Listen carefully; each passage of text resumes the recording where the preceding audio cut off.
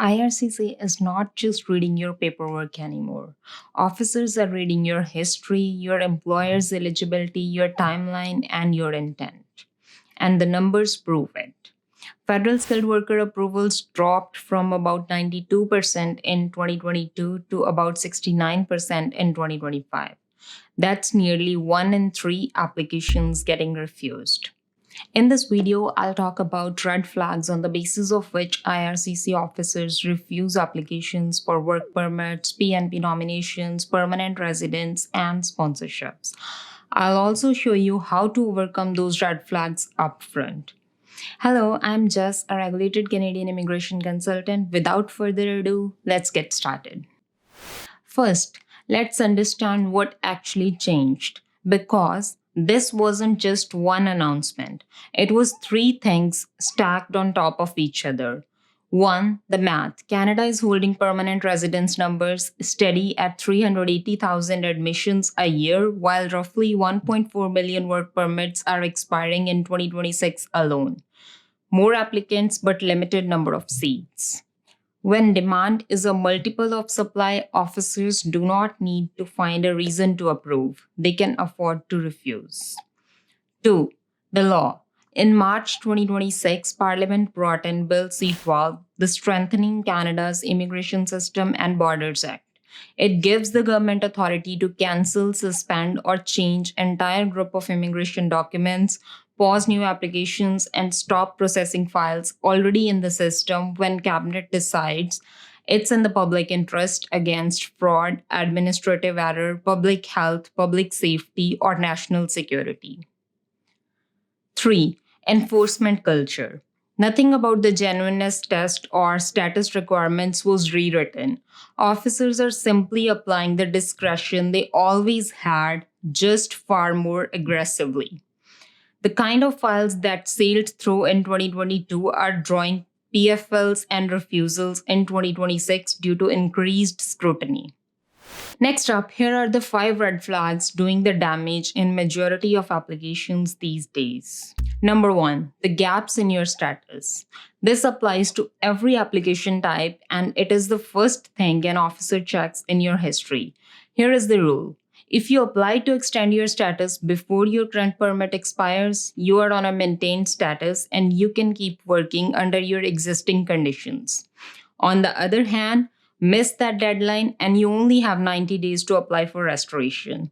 Listen carefully, because this is where people get hurt. Restoration can fix your status, but it does not erase any unauthorized work that you did in that gap. If you kept working after your permit expired, officers assess that and it can follow you to every future application, including your PR. In 2026, officers are not just looking at today's application. They pull your entire history, every permit, every extension, every gap, every refusal. A 3-week gap from 2023 that nobody mentioned can surface an PFL letter on your PNP application in 2026. So, what officers want to see? They want to see continuous status, extensions filed at least 30 days before expiry, and if there ever was a gap, a letter of explanation that addresses it head on, with dates and supporting documents. Silence about a red flag in your application leads to concealment, and concealment reads like misrepresentation. And misrepresentation carries a 5-year ban. Do not let a gap sit quietly in your file. Number 2, any inconsistencies or compliance problems with your employer or your job offer. In 2026, just having a job offer is not enough. The offer itself is under a microscope. Officers apply a genuineness test to employer-specific work permits. They ask 3 questions. Is this job consistent with the reasonable employment needs of the business? Can this employer actually fulfill the terms of the offer? And has this employer complied with the rules in the past?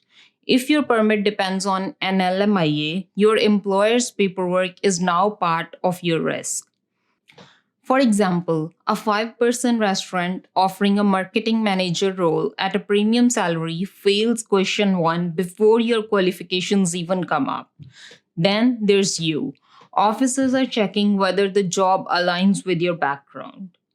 If you spent 6 years in accounting and suddenly hold a job offer as a construction supervisor, expect the officer to ask whether you can genuinely perform that work or whether the offer exists for the job or for the permit.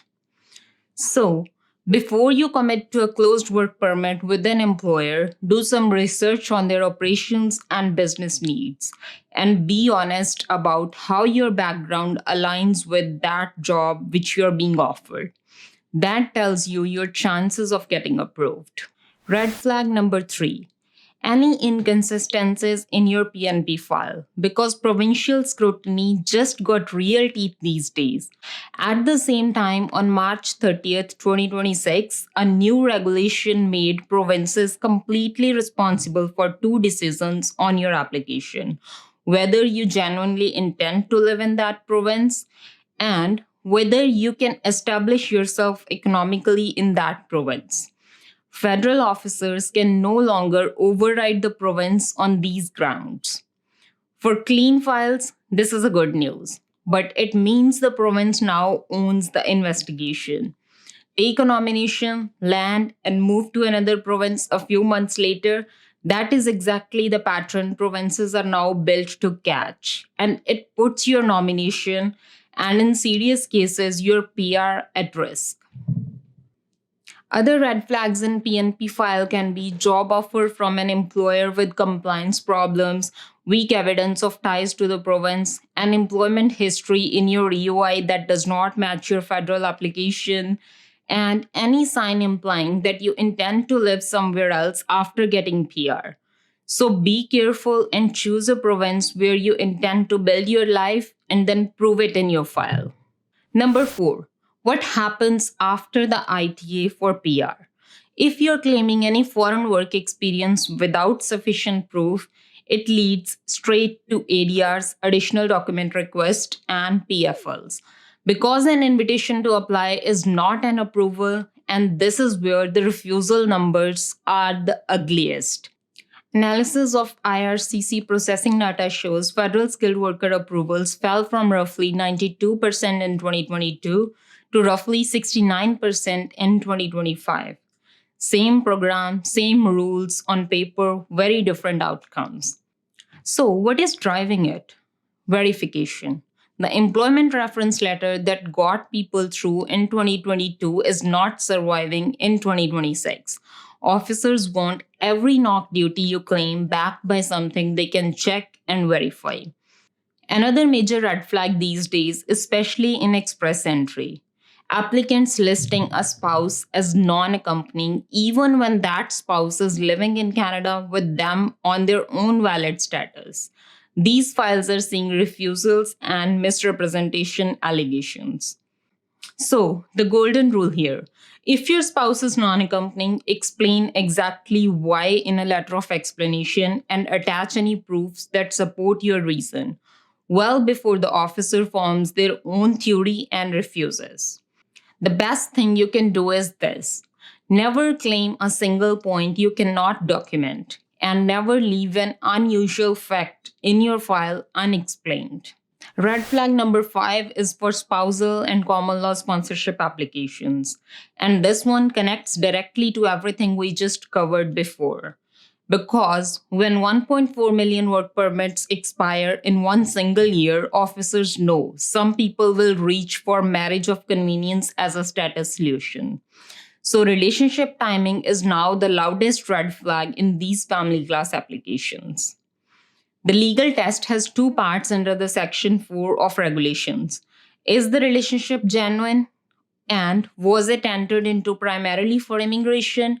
Fail either one of these, and the file is refused.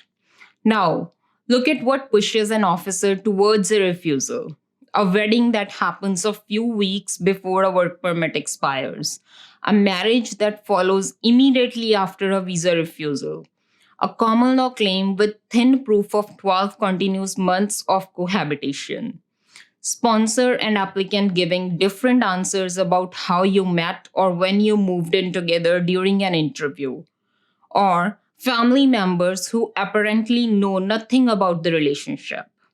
And I want to be clear about this: None of these makes your relationship fake as long as you can provide dated proof that relationship existed long before the immigration pressure on you. Engagement, wedding planning, cohabitation records from before, and even your future plans together matter more now than ever. So, what do you do if one of these red flags is sitting in your file right now? Three moves.